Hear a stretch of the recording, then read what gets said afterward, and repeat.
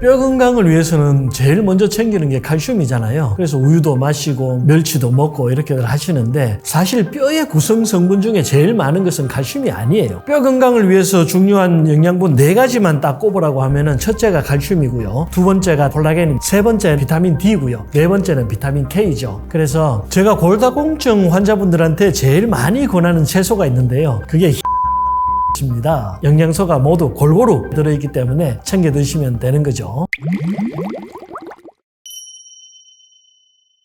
골다공증이 생기는 이유는 첫 번째는 노화입니다. 어릴 때는 충격을 받아도 손상을 입지 않는데 나이가 들수록 뼈가 약해지기 때문에 골절의 위험이 점점 증가하는 거죠. 뼈에 있는 주요 세포가 2개가 있는데 하나는 파골세포고 하나는 조골세포예요. 실시간으로 계속 파골세포가 오래된 뼈는 없애버리고 새로운 뼈를 계속 만들거든요. 그래서 우리의 뼈가 유지가 되는 것인데 나이가 들수록 이제 그게 잘 안 되는 거죠. 파골세포는 많아지고 조골세포의 기능은 떨어지는 거예요. 그래서 뼈가 치밀하지 못하고 구멍이 술술 뚫리는 골다공증의 형태로 변하는 것이고요. 또 여러 가지 혈액이 탁하면 혈액이 산성화로 변하는 경향이 있거든요. 그 혈액이 산성화로 되면 안 되기 때문에 뼈에서 칼슘을 가져와 가지고 혈액을 중화를 합니다. 그때 뼈가 약해지는 거죠. 다른 중병을 앓으면 부수적으로 골다공증이 생기는 거예요. 그래서 건강한 사람일수록 뼈는 더 건강하고 병이 있는 사람일수록 뼈는 더 약해지는 그런 악순환을 겪게 되는 거죠. 나이가 들면서 노화가 되면서 칼슘도 부족해지고 단백질도 빠지잖아요. 근육도 빠지고 골다공증에 큰 영향을 주는 게 이제 여성 호르몬이에요. 여자분들 같은 경우에 갱년기가 오면 여성 호르몬이 부족해지기 때문에 뼈가 굉장히 약해집니다. 사실 뼈가 부러진 것 자체는 중요 부위가 아니고 팔다리 같은 경우는 시간이 지나면 낫기 때문에 큰 문제가 되지 않죠. 그런데 노년에 우리가 넘어졌을 때 가장 걱정해야 되는 것은 뼈가 아니고 2차 손상이잖아요. 우리 화장실에서 미끄러져가지고 넘어졌는데 다리가 부러졌다. 그런데 넘어지면서 머리를 부딪힌다든지 침대에서 내려오다가 손을 짚으면서 뼈가 부러졌는데 머리를 부딪힌다든지 하는 척추 손상이 온다든지 하는 2차 손상이 더 위험하기 때문에 골다공증을 예방하라고 하는 거죠. 골다공증 검사에서 이제 골밀도가 낮게 나오면 대부분 이제 골다공증 주사 맞으시는 분들 많거든요. 그 주사가 좋기는 해요. 뼈가 굉장히 튼튼해집니다. 그런데 뼈가 너무 튼튼해져서 문제가 되죠. 뼈의 강도가 너무 강하면 오히려 부러지기가 쉽다고 합니다. 골절의 위험이 증가하기 때문에 뼈만 튼튼하게 하시면 안 되고 운동하셔서 근육을 강화해 주시면 골절의 위험을 대폭 줄일 수 있습니다. 뼈가 아무리 약해도 주변 근육들이 강하면 뼈가 잘 부러지지 않거든요. 그리고 유연성이 늘어나기 때문에 뼈를 지키는 데도 더 큰 도움이 될 수가 있습니다. 골다공증 있을 때는 꼭 근육 강화 2가지를 한꺼번에 엮어서 생각해 주시면 좋겠습니다. 운동이 아주 중요합니다. 하지만 식습관도 그만큼 중요하죠. 뼈 건강을 위해서는 제일 먼저 챙기는 게 칼슘이잖아요. 그래서 우유도 마시고 멸치도 먹고 이렇게들 하시는데 사실 뼈의 구성 성분 중에 제일 많은 것은 칼슘이 아니에요. 콜라겐이 제일 많습니다. 콜라겐이 거의 90% 이상 되죠. 그래서 단백질 섭취가 더 중요합니다. 뼈 건강을 위해서 중요한 영양분 4가지만 딱 꼽으라고 하면은 첫째가 칼슘이고요. 두 번째가 단백질, 콜라겐입니다. 세 번째는 비타민 D고요. 네 번째는 비타민 K죠. 비타민 D가 중요한 이유는 장에서 칼슘의 흡수를 증가시켜주기 때문이고요. 또 이 비타민 K가 없으면 칼슘이 뼈로 와도 골 기질과 결합을 할 수가 없습니다. 그래서 칼슘만 중요한 것이 아니라 이 4가지 영양소가 모두 골고루 몸속으로 들어와야 하는 거죠.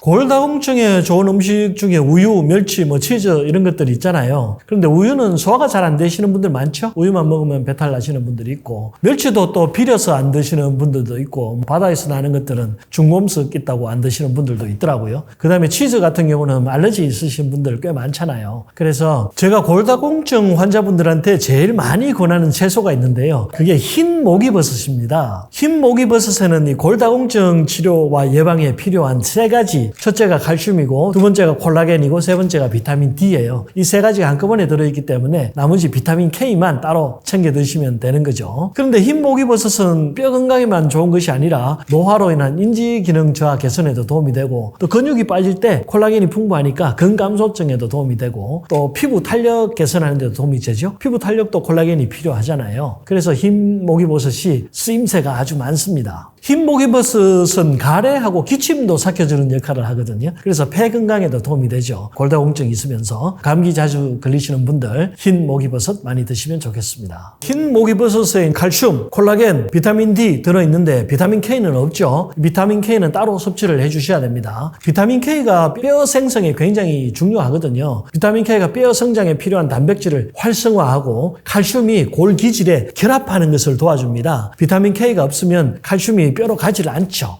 또 비타민 K는 주로 발효식품에 많이 들어있습니다. 낫또나 청국장, 치즈, 버터 이런 데 많이 들어있고요. 동물성 식품에 또 많이 들어있죠. 달걀, 노른자, 닭고기 이런 것들에 많이 들어있으니까요. 좀 챙겨 드시면 좋겠고요. 비타민 K는 두 가지가 있습니다. K1이 있고 K2가 있거든요. 보통 우리가 비타민 K 드세요 이러면은 시금치, 양배추, 케일 같은 채소 많이 먹으면 되죠? 이렇게 물어보시는 분들 있습니다. 그런데 이런 녹황색 채소에 들어있는 비타민 K는 K1이거든요. 이것은 혈액 응고를 촉진합니다. 그래서 지혈 있는데 좋죠. 비타민 K2하고는 다릅니다. 비타민 K2를 먹어야 칼슘이 뼈로 가서 뼈가 튼튼해집니다.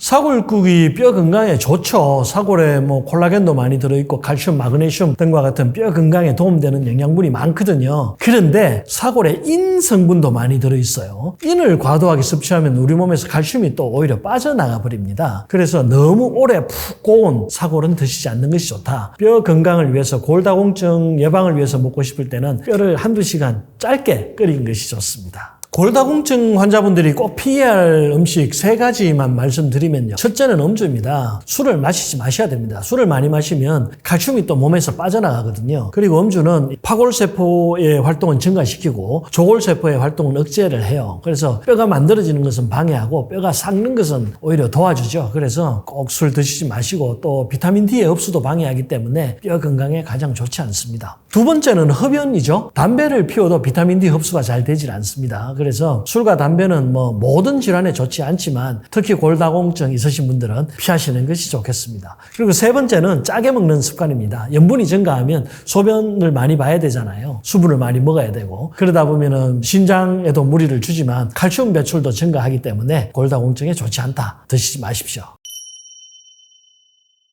골다공증 예방에 도움되는 생활 습관은 딱 두 가지만 기억하시면 되는데요. 첫째는 운동입니다. 사실 아무리 좋은 것을 먹어도 칼슘 먹고 비타민 D 먹고 목이버섯 먹고 해봐야 이게 뼈로 간다는 보장이 없잖아요. 뼈로 꼭 가게 하고 싶으시면 운동하셔야 됩니다. 운동을 해서 뼈에 운동 부하를 줘야 내 뼈가 나는 칼슘이 필요하구나 하는 것을 알게 되거든요. 그래서 운동 꼭 하셔서 콜라겐이 뼈로 갈 수 있도록 도와주시면 좋겠습니다. 운동은 과격하게 할 필요는 없습니다. 과격하면 오히려 골절이 될 위험이 높아지기 때문에 과격한 것은 피하시고 모든 종목이 다 좋습니다. 숨 차고 땀이 나면 됩니다. 또 요즘 유행하고 있는 맨발 걷기도 좋죠. 맨발 걷기가 어싱을 통해서 몸에 있는 활성산소를 제거한다고 하는데 그것도 중요하지만 저는 사실 운동 안 하던 사람이 건강을 위해서 신발을 벗고 걸어 다닐 수 있다는 거 마음가짐이 굉장히 중요한 것 같아요. 그리고 맨발로 걸으면 운동량이 굉장히 많습니다. 몸에 도움이 되는 거죠. 그것도 해보시길 권합니다. 두 번째는 산책이죠. 비타민 D는 햇볕만 받아도 생성이 된다고 하잖아요. 그게 사실 오래 받아야 되는 것은 아니거든요. 1시간 받아야 비타민 D가 생기는 것이 아니고 하루에 필요한 비타민 D는 여름에는 10분에서 20분, 겨울에는 한 30분 정도만 해도 하루 필요한 비타민 D가 생성이 된다고 하니까요. 산책 자주 다니시면 좋겠습니다. 연세가 드셔가지고 골다공증이 있으신 분들은 항상 생각해야 되는 게 골절이잖아요. 뼈가 부러지면 안 되죠. 또 골절과 더불어서 2차 손상이 올 수 있기 때문에 항상 조심해서 생활을 하셔야 됩니다. 그래서 움직일 때 천천히 움직이시고 급격한 움직임을 피해 주셔야 돼요. 빨리 일어난다든지 빨리 움직인다든지 하는 것들 피해 주시고 그다음 나이가 들면 젊었을 때 못했던 것들 다 해보고 싶잖아요. 그래서 버킷리스트 같은 것들 작성하시는데 버킷리스트 중에 어드벤처는 빼시는 것이 좋습니다. 위험한 데 가면 무조건 사고가 나게 돼 있습니다. 100번 괜찮다가 한 번 사고 나면 건강에 심각한 위해를 초래할 수 있기 때문에 그 부분만 조심해 주시면 좋겠습니다.